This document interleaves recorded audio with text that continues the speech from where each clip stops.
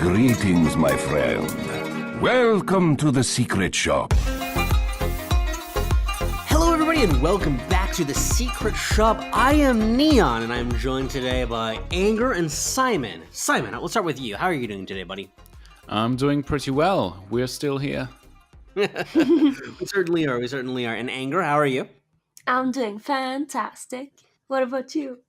I'm doing pretty well. I've been pretty busy the last little while looking for work and stuff. I finished up my graduate studies, so I have been hard at work searching up on the internet for the monies, and that's always a lot of fun to do. Nice. Not really. It's like it's dead average of an experience. But what about you guys? What have you been up to? Well, I've been enjoying Artifact in spite of everything. In spite of the people, basically. Currently, I've been running like an all-black deck, which tricks people into thinking I'm not going for towers because I'm not running Solar Khan, but I totally am.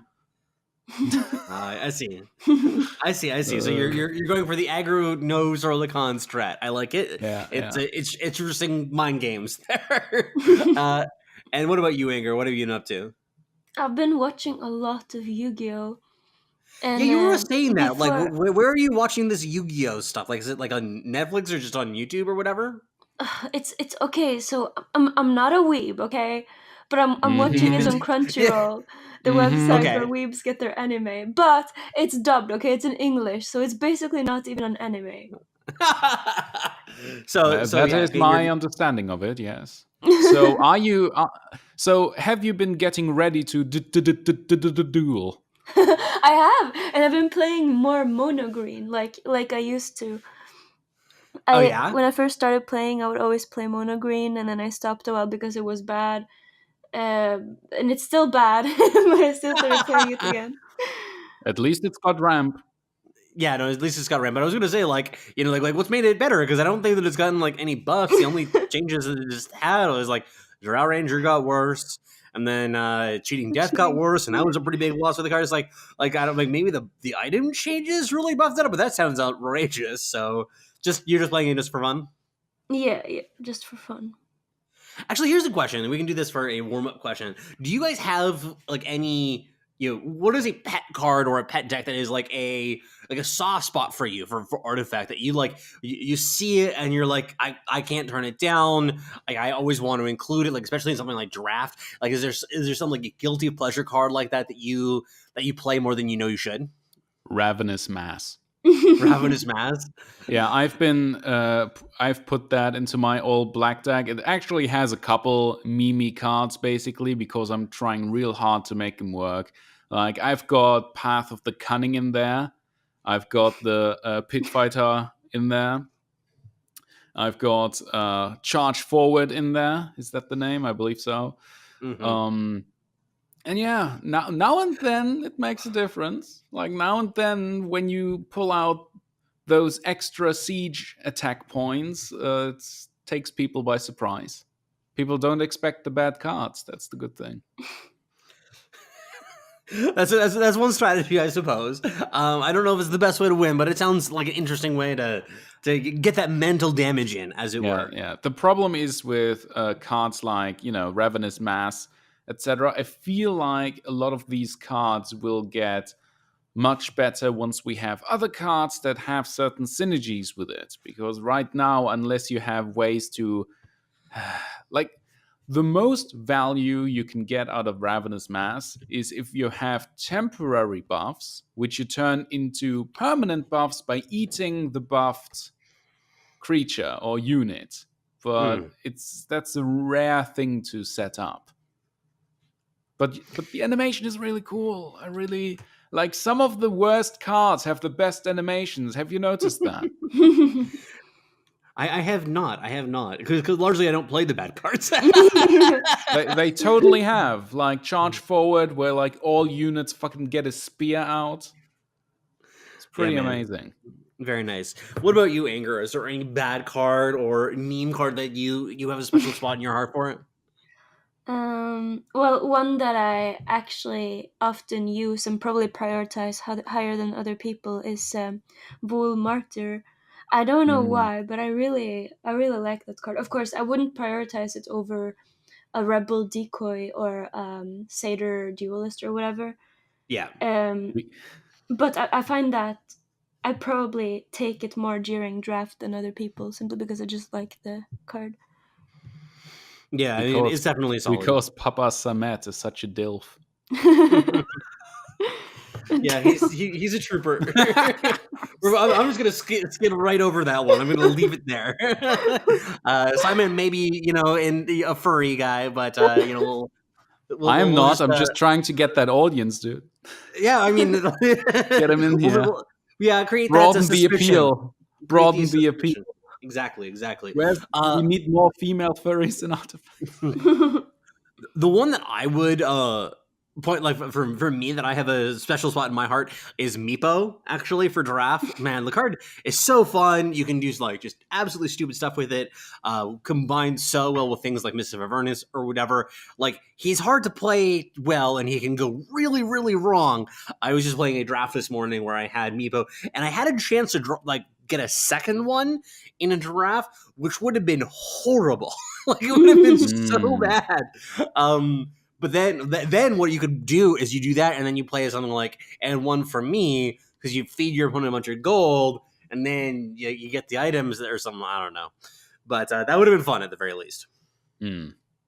Okay, so with that, we'll talk about the news and such that has been happening over the last little while, the last couple of weeks, because things have been kind of slow over the last little while, but hopefully they'll be picking up soon. There has been some rumors, I suppose, is a way to put it, rumblings that we might be seeing some new content or maybe some new patches coming in the next week or so, maybe this Thursday. And so we kind of want to talk about that and sort of like what the foundation for that is. So to begin with, we do know that Life Coach did visit the Valve headquarters like a week or two ago, which is kind of cool.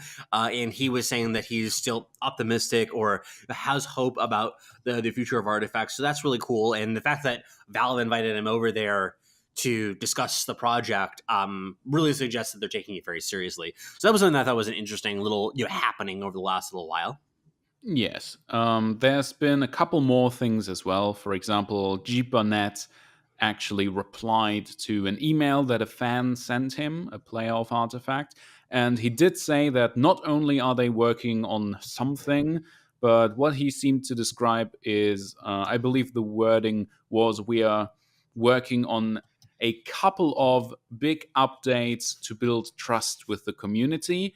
However, there will be quite a bit of time in between those updates as well. So it sounds like they threw whatever roadmap they had out of the window and are completely rebuilding whatever they're turning Artifact's future into.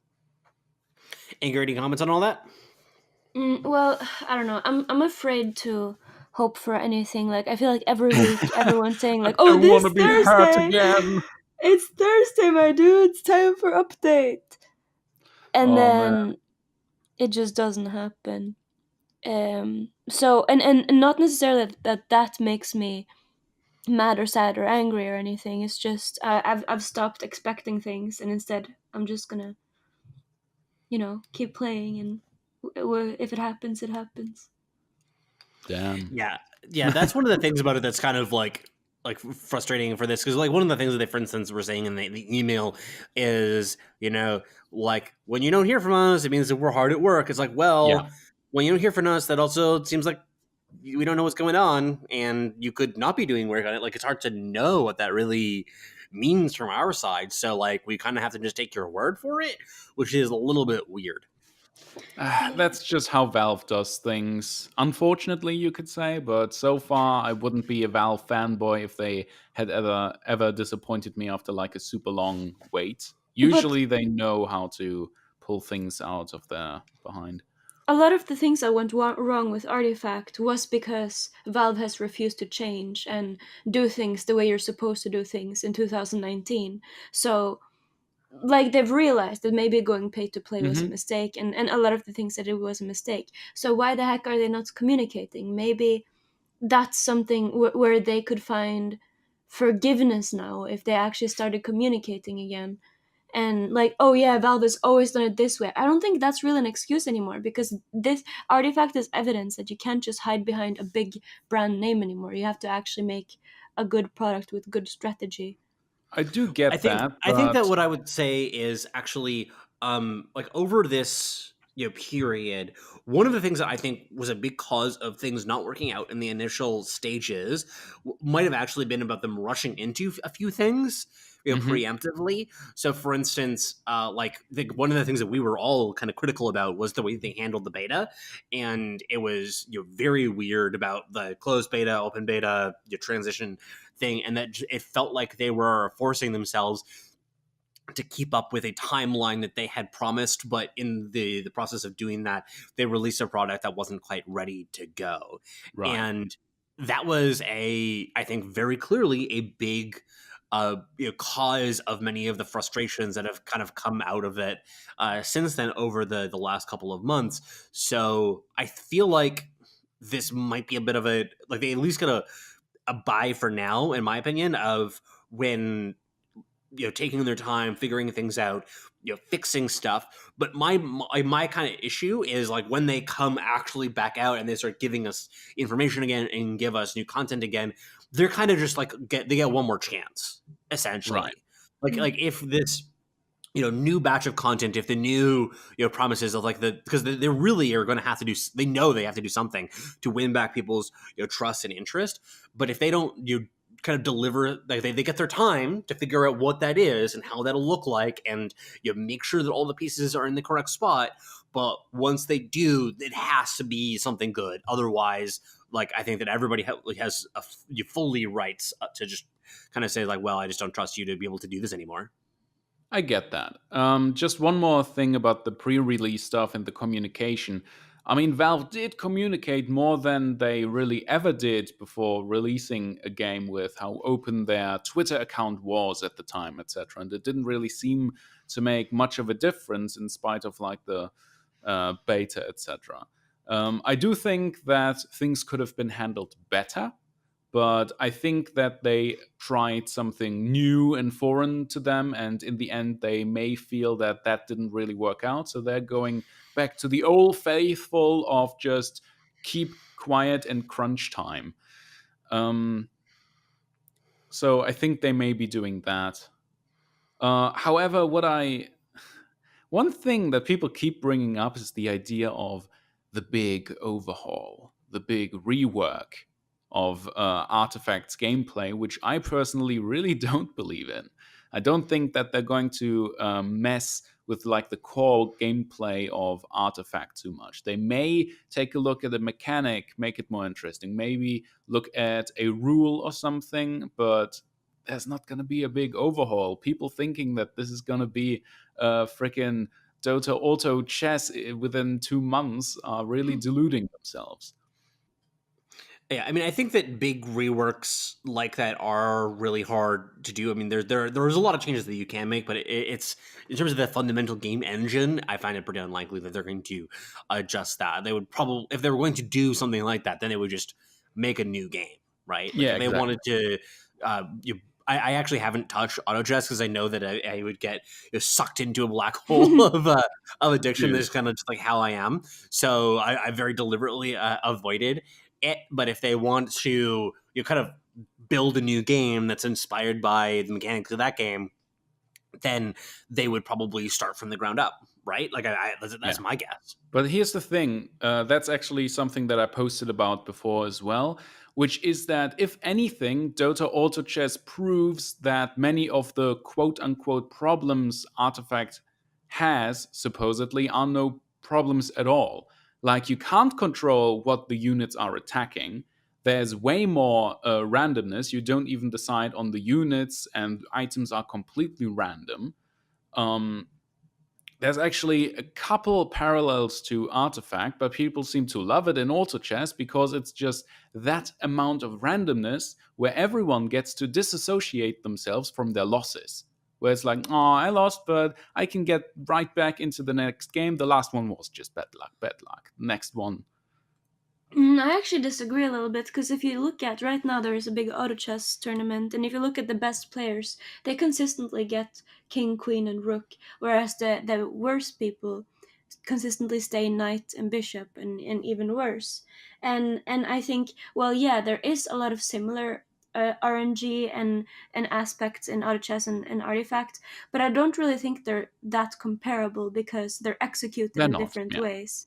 In auto chess, you feel like if you get bad RNG, if you roll 5 heroes and you can't take any of them, you re-roll. So you have some control over the RNG, even if, yes, there is probably more RNG, but you feel like you have more control of it. And more importantly, the RNG aspect is fun, because it activates the gambling part of the brain. Oh my When God, you buy yeah. a lottery ticket, in Artifact, the RNG doesn't activate that part of the brain. Yeah, I think that that's something that is a big element of where they put the randomness and artifact that makes the game sort of weird and frustrating at times. Like, that's definitely something that you for example, the arrows is just like, it's a very manifest and obvious like manifestation of RNG, which really like hits you over the head with it. So I think that's part of the reason why people are really frustrated by it, and it doesn't create quite as many, I think, feel good moments as feel bad moments. In my mind, I don't know, it's maybe that's just like my own opinion of it, but Yeah. definitely a game in which, like, I think that that might be one of the things that if they do have an overhaul of any of the fundamental rules, which, like, I'm saying they're not going to do like a total revamp, but I wouldn't be surprised if we saw some tweaks. Then Exactly. I think that might be one of the places where we see some tweaking. Yeah. Yeah. I still believe that whatever changes they're going to do are going to be mostly additions to the clients, buffing up the feature count on the game itself. I actually believe in that they might do a relaunch, not necessarily like a completely new game, but maybe something along the lines. Or I think not just do I think it's very probable that it will happen. I think that would be really good for the game, because just coming with new updates, that's not gonna reach as many people as like a complete relaunch, because now the people who left already, there's a lot of games I've abandoned in the past because I thought they were just boring, and then I moved on to a different game, and then I hear some people are still playing and people say, oh, but it's better now. But with Artifact, or for me to actually revisit this the game, and I think it was Trunkroll who said this, like then it would have to be a really really big update for me to like actually consider playing one of those old games again. They would have to actually make big changes if I should actually spend my time on reinvesting myself in those games. And I think that's what it might be for a lot of people for Artifact right now. Just small updates doesn't bring the people back and doesn't keep them back. They need which is why they're probably working on something bigger, hopefully.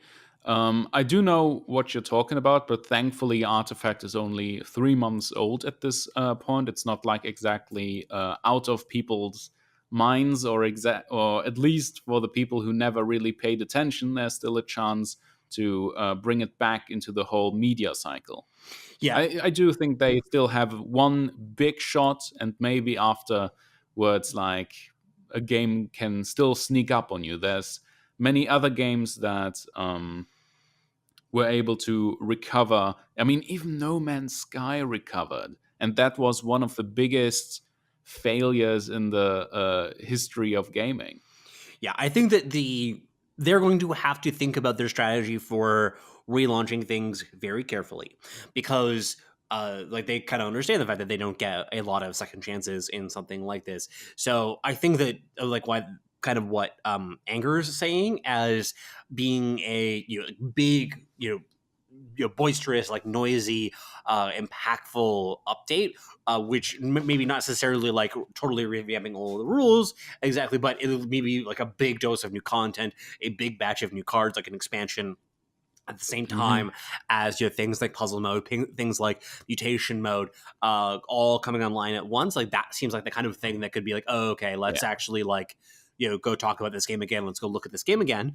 And then like so that's like one like avenue I could see. The other one, which I think is a little bit less likely, is like a couple of like really small updates like over the next little while. That's kind of like more of a baby steps thing of like incremental improvements, and kind of like try to slowly braille the player base again before doing a big update and actually like saying like, okay, we're actually confident with the product right now to do that big update. So I don't know, like I think that it's more likely though that they're gonna have to do something big and flashy to attract people's attention. One good thing about Dota Auto Chess is that all the big streamers are streaming it right now, and it keeps the Dota IP in people's minds. It does. Like, if they really manage to catch this little firefly and bring people back to Artifact by coming out with a big update that keeps people in this IP, it might be really good. Like, if they manage to catch this train, they could run away with it again. Yeah. So that's all stuff that is interesting speculation. We'll have to see where that ends up. But to finish things up, I actually want to spend some time talking about like what would be some interesting card designs or interesting mechanics that you guys were interested in seeing in the whatever big update we end up seeing, because I obviously we're going to be seeing expansions to the game at some point or another, so that'll be new heroes, new cards, new mechanics, etc. So I wanted to kind of discuss of like what would some of them be that would really excite you. And one of the ones I was always really thinking about is cards, either units or heroes or whatever, that make the game kind of feel very different from game to game or from lane to lane. I think that this is something that a number of people have highlighted, that oftentimes the game can feel very much like everything is just about kind of like stats and making efficient exchanges for it, or it's something that's big and goes over the top, and that's kind of like it. And I would rather have a couple of units or a couple of heroes that really make the game feel very different. So one of the ones that I was even thinking of would be something like Anti-Mage, being like his ultimate in Dota is Mana Void, which deals damage based on the amount of mana that somebody has missing, correct? Like that's how the mechanic that works, right? So yes, if that was a card, that would actually be really cool. That it was like, for instance, deal 2 damage to all enemy units based on how much mana has been spent by your opponent's tower. I don't know how much that would cost, but that would be a really interesting thing, because it makes your opponent really think about like, oh, how much mana do I want to spend? Because if I spend a lot, then I could get mana voided and then I'm fucked. So it really makes you like evaluate your resources, differently, and especially if you, for instance, was an activated ability that he had, then like, okay, he's in this lane. I have to either kill him before I do anything with my mana because he has mana void up, or I have to, I don't know, like find some other way to use my resources because I don't want to get my entire board wipe from mana void. So that was one of the ones that I kind of thought was an interesting idea, that you could play around with the game on a different angle that would make it actually play differently. Yeah, that sounds very nice. What about you, Simon? Is there anything that you kind of thought of as like either a mechanic that you want to see more of, or different application of, that you think that would make the game more interesting, or maybe like or develop new decks that would be really fascinating? I believe a mechanic that I would like to see is adding or subtracting charges from, either improvements or items. I think I mentioned something similar before, where like you could remove charges from bitter enemies, so it does the big boom a little earlier. You could add charges to March of the Machine, so it gets more attacks in before reaching 0, that sort of thing. That'd be really cool. Like you'd have to probably also introduce some more cards that did that kind of stuff, like more Yeah. improvements that have those sorts of mechanics associated with it. But that would be pretty cool, I think, hypothetically. Like a rearm thing. The other one that I was actually thinking is kind of in some ways related to that would be like a refresher mechanic too, that you could use some abilities multiple times in a turn. So it's a little bit similar to that, which I think, but I would think that it would be pretty cool. Yeah, or some a little unrelated, but something like Echo Saber makes a hero attack twice. Would be nice. So, Anger, what about you? Is there any mechanics, cards, heroes, or anything like that you would be really fascinated to see? Well, I don't know. It's something I've been thinking about, but I haven't really been discussing it that much, so I don't know if it would actually be good in the game. But I feel like, for example, Assassin's Veil, Battlefield Control, even Compel, those sorts of spells or things where you control where a unit attacks. I feel like even Messenger Rookery, I very rarely can fit them in my deck unless it's draft. But things like, because you mentioned Forward Charge earlier, Simon, and Forward Charge is a card. I wish there were more cards like it that maybe just as a side effect, like as well as everything else it does, it also makes the unit attack straight ahead of them. Yeah. Like, I wish there was more that would reset the arrows without actually that being like the entire effect of the card. I don't want to like actually include new orders in my deck just to control an arrow, you know? But if, for example, I don't know, Jasper Daggers made the hero attack forward. Yeah. And it would just be interesting if you had a chance to re-roll an arrow, so to say. Well, actually, one that I just thought of that would be really cool mechanic is in some respects not like changing those cards, but in some respects rewarding you for playing them. So, for instance, you could have a hero that every time that you use a redirection effect, you drew a card or you got +1/+1 permanently or something like that. That could, or you maybe like get some gold. Like it depends on how you want to flavor it. I don't know the Dota hero pool quite well enough to figure out like what exactly that would look like. But that'd be something that you could do to make things like the Assassin's Veil and the Messenger Rookeries, Battlefield Controls feel less shitty. Because you like when you're using them, it's like, oh, okay, well, I'm dealing tower damage. I'm actually making some other progress on the board rather than just kind of like diddling around with the arrows. Yeah, and I guess Compel and Cunning Plan is kind of like that because you get to draw a card and stuff. But I think like something completely different, like I don't know, attack items, for example. Then the hero starts attacking forward. I don't know, or like I don't know, something more like what Forward Charge does. I feel like that has such a big. Like just make everything. Put Forward Charge into your deck. It's really fun. It's so bad. It's so bad. But I think that you're right though that of like having it be something that you get a redirection effect and something else, because like Cunning Plan and Compel are perfectly good cards that people are very happy to play in both constructed and in draft, right? They've both seen significant play in those in both formats. People like the cards, I think. I mean, I know I do.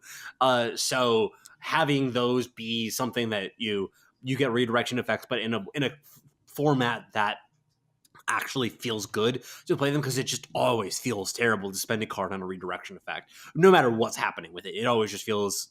Actually, I guess there's sometimes you're like, okay, well, I'm winning the game because of this battlefield control or whatever it is. But outside of that, it's always like, this just feels so low impact.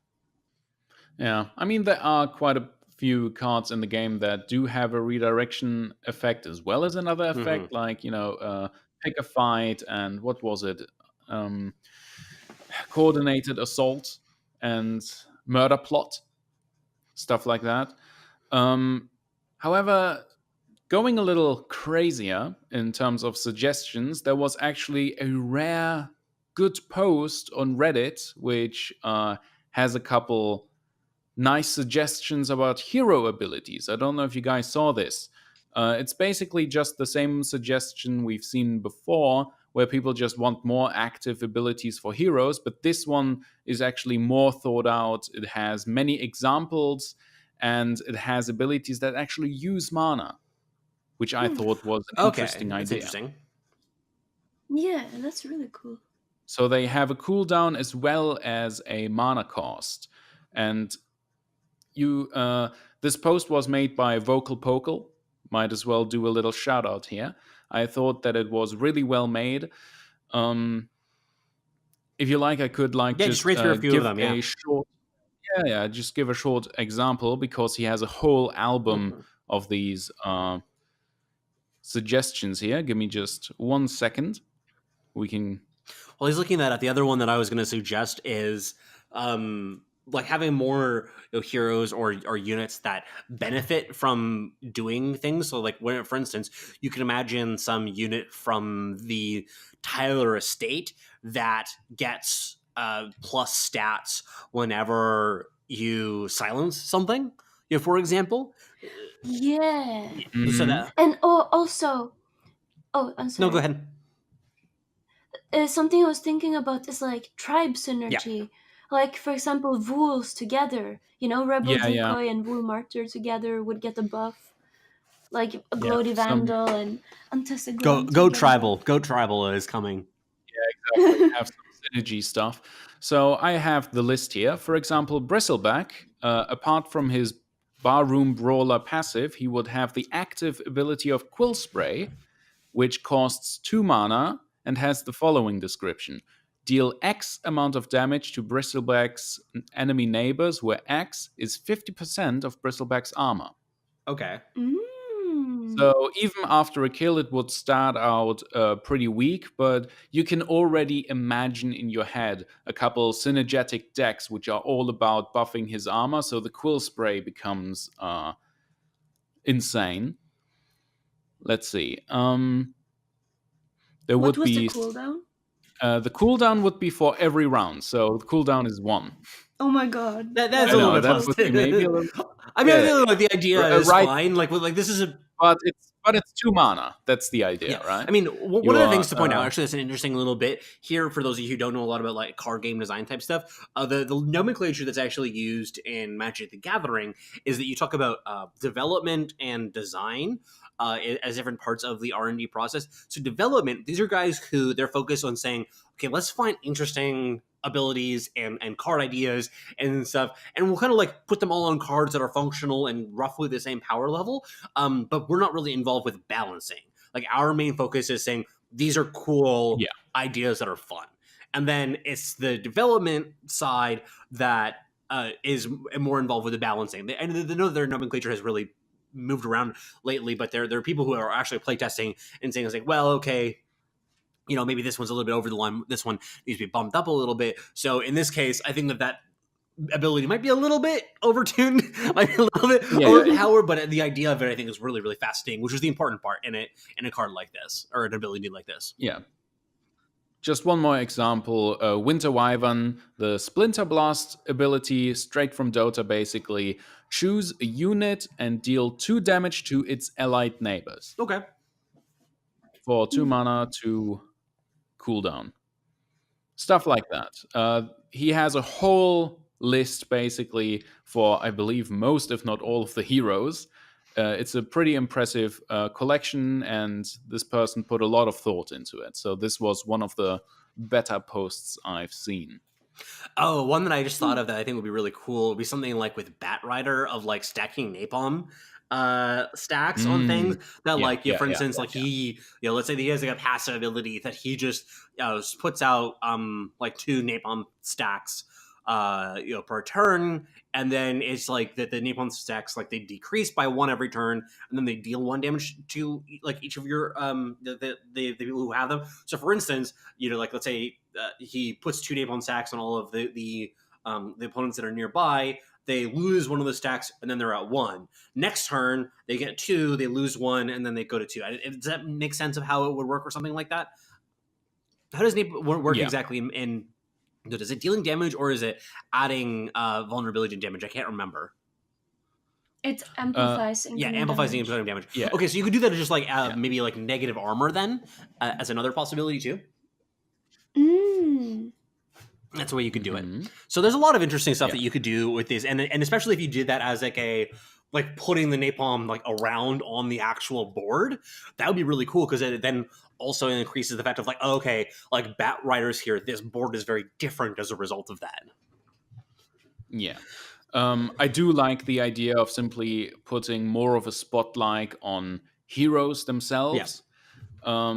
And I actually do like the idea of having other abilities that use mana. I feel like the trade-off is really interesting to use the same resource you use for cards for the heroes, because now you got like very different possible archetypes of decks as well, where people focus on buffing heroes based on their abilities and, synergizing with their abilities to make those stronger rather than, cards themselves, so to say.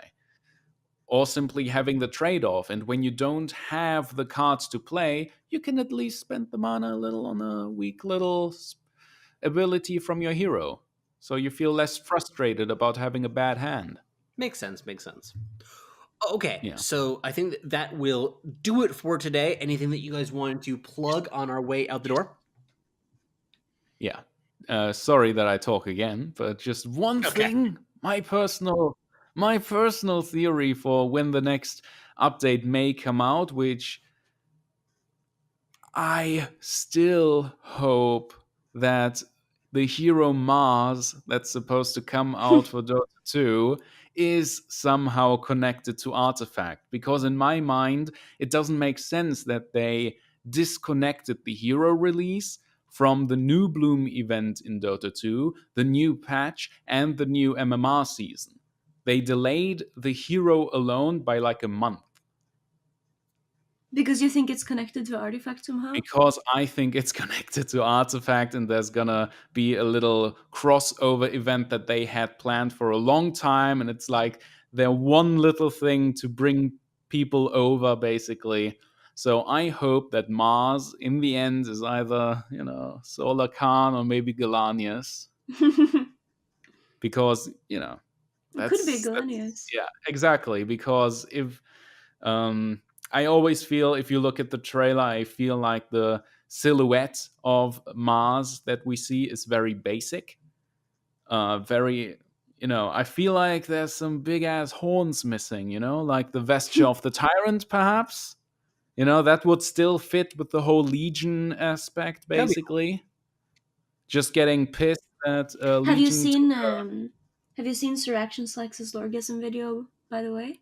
I have, yeah. I've looked into it. Because, I really support his theory that Mars probably isn't Roman at all. He's Greek.